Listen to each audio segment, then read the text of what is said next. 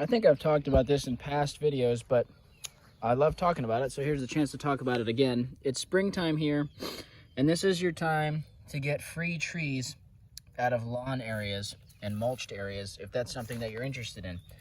All you have to do is pay attention and learn how to identify what some of the trees you're interested in working with look like at this time of year in the spring when they germinate. So here, I know from working with trees on this site, this is a baby elm, probably a winged elm, because we have a lot of winged elm out here. So there's 1, 2, 3, 4, 5, 6, 7. This one's a little bit larger, right? So this might be a 2-year-old seedling.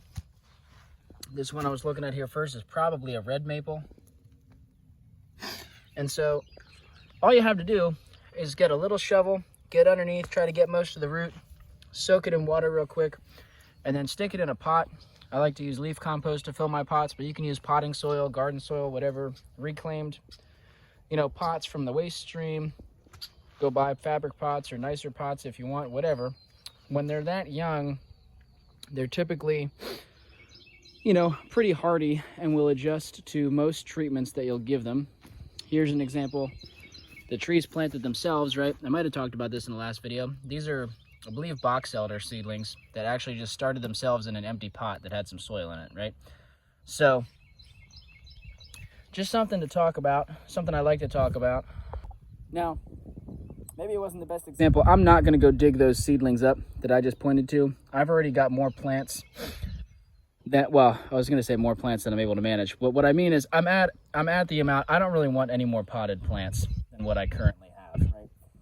There's almost always going to be more trees in the landscape than we are able to pot up and plant, depending on the size of the landscape you're working with. But if you don't have a landscape to work with, you can find a friend maybe with a yard, and get in there before they mow in the spring. You can find a park with a lot of times these trees will pop up in mulch beds. It's a pretty easy, carefree way to generate a lot of native trees, or even non-native. If you're into ornamental stuff, go find someone with a Japanese maple, and a lot of the times this time of year you'll find hundreds of Japanese maple seedlings underneath of them. So if you're into that sort of thing, it's a way to get free seedlings. I think it's fun, especially if you're just starting out. That's how I got started. I got, one of the first trees I really started propagating was red maples. Red maples and black walnuts were some of the first trees that I ever grew from seed. Like I said, they're pretty easy when they're this age, as long as you try to get most of the root. Just for an example, because this area will get mowed, I'll just try to pull this one out. Just with my hand, right? I can get most of the roots. Now, if I'd gone in there with a shovel and been more gentle, that would have been most likely a very successful transplant. Like I said, they're not all going to live. Don't beat yourself up if you lose some. It happens when you're doing stuff with plants. We just pulled this tree out now. Sorry, little guy. You are a sacrifice for the educational purposes of this video. I don't have a pot to stick you in right now, or I would. Anyway, like I said, that area is going to get mowed, so this tree wouldn't have survived there no matter what. I think this video is probably just going to be a compilation of little nursery tasks and thoughts as I go about my day today. Here's something to talk about. You see this soil here? It looks like somebody put some soil on top of these wood chips. If I do this, let's see. All right, well, that's a good sign. A lot of the times when you see soil like this, it means that there's an active ant mound in here. We have a lot of different types of ants down here in the southeast. The most concerning are fire ants, although there's several types of ants that will sting and bite you down here. I don't know how to identify all of them. This is my favorite working weather. Cloudy, not too hot, not too cold. I think right now it's in the 60s. It's supposed to get up to about 75, 70, well, maybe 78 today. I can't quite remember. But anyway, a little bit below 80 today. Cloudy, a little breezy, not too windy. Okay, back to the ants. You can see these pots here. Let's test them out. I'm gonna do a little tap, tap, tap. Nothing. Tap, tap, tap, tap, tap. Nothing. Tap, tap, tap, tap, tap. Aha, this is a good example. See where I tapped there? The ants are flying out of there. Yeah, so that is a sign. These are most likely fire ants. Again, I don't know exactly how to identify them, but around here, if there's ants that will emerge from their nest when disturbed, those are the ones that will sting and bite you. All right. So this shows my success rate of a little experiment we're going to talk about. 2 out of 5 so far. When I have pots that have ants in them, I definitely cannot bring those to the new nursery site. I cannot risk bringing fire ants or other invasive ants up to the new nursery site. Let's test these.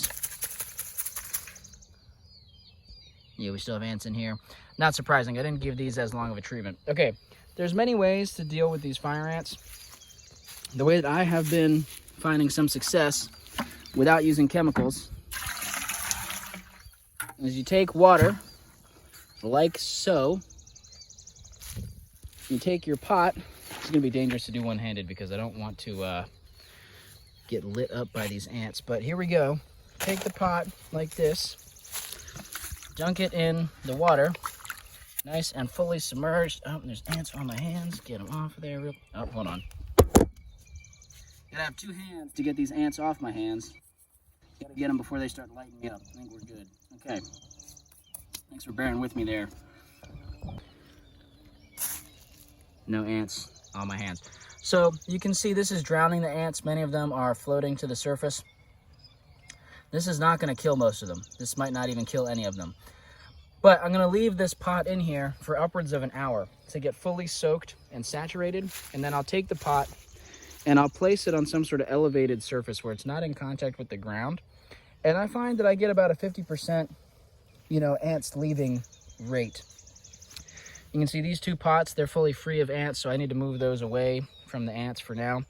I got a colony to vacate out of this potted crate. I had to stick it in a big wheelbarrow full of water. So it is somewhat labor intensive to do this, but for getting ants out of containers without chemicals, this seems to, in this, small trial, this seems to work for me. So yeah, I'll update if that fails or, if it continues to work. I'm sure I'll talk about it again. But for now, it does seem to be working. And just thought it was worth sharing if anyone else is dealing with fire ants. Back to baby trees. These are really cute. These are baby red buds.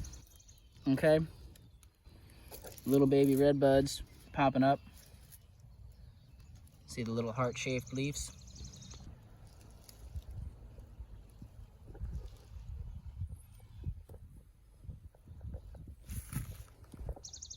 I'm in the process of potting up some of my blueberry and wild strawberries here. We'll probably talk about that in another video as part of a garden update. As you can see, things are growing rapidly here. But I wanted to show this. These are something, this is really cool. I've never grown these before. These are spice bush seedlings coming up. I made a video a while back about making a little makeshift air pruning pot with some scrap pieces of hardwood cloth and some old plastic pots. That's what these are in. And little spice bush babies coming up. There's some more here and also there. And as you can see, the grass is really coming in tall on these plants. And I forgot, I even planted these trifoliate orange back in here. What else do we got going on? This pot is actually, as you can see, longleaf pine. I really had no idea if these seeds were viable. Someone gave them to me. They were kind of old, but some of them germinated. So some changes that need to happen in this little potted space. More spice bush down here. And let's see, what do we have down here? This is the last one. This is, oh wow, strawberry bush, right. This is a really cool native plant, strawberry bush.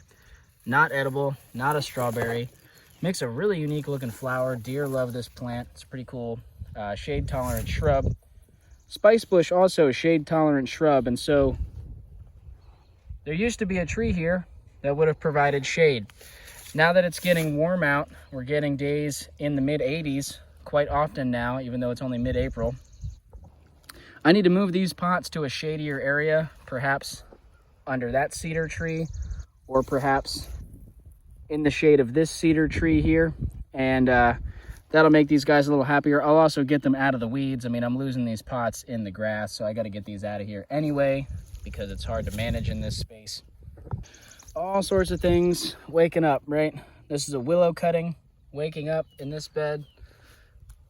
Yarrow is actually getting ready to flower here. Lots of exciting stuff. I think getting a little bit of drizzle coming in. Let's see, I'm really excited about this row of hazelnuts here. These are, this one right here, almost up to my chin. well, okay, maybe a little bit below my chin, but still very excited about this shrub here and this whole line of shrubs. And you can see lots of strawberries in here. It's gonna be a little bit difficult to pick this patch, but we're gonna get a lot of berries in here. Anyway, while this rain is drizzling in, I'm gonna transition back into potting up plants. There might be a little more that'll stick into this video if I take a filming break before I head home today, but some nursery updates, some fire ants, some transplants, baby trees, stuff that's going on right now.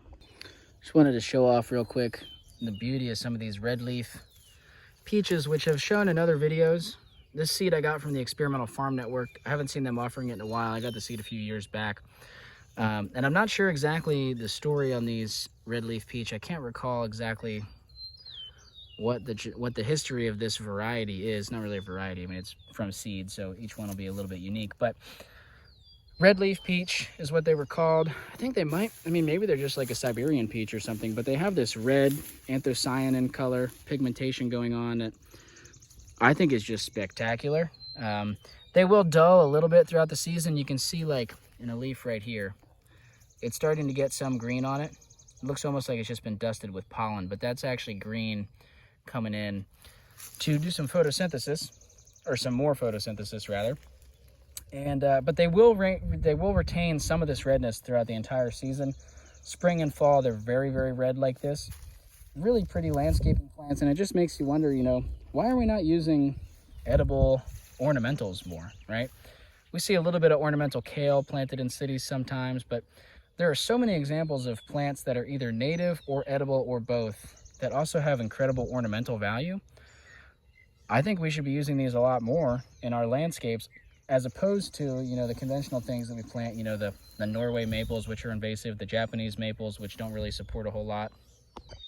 But I mean, look, as long as it's not a super invasive plant, as long as it's not a super problematic plant, if it's something you're into, if you're into Japanese maples, you know, there's nothing wrong with that. Plant away. I think have fun, live it up, enjoy it. I'm not trying to say we shouldn't ever use any of these ornamentals. You know, they have a place, right, if they're bringing people joy, as long as they're not problematic. But generally, I would like to see the pool of options opened up more to people. You know, there might be some people that just don't know about red leaf peaches and stuff like that. Man, the grass grows so fast this time of year. I just cut my pathways and now I can hardly tell. It's been, I feel like, less than a week.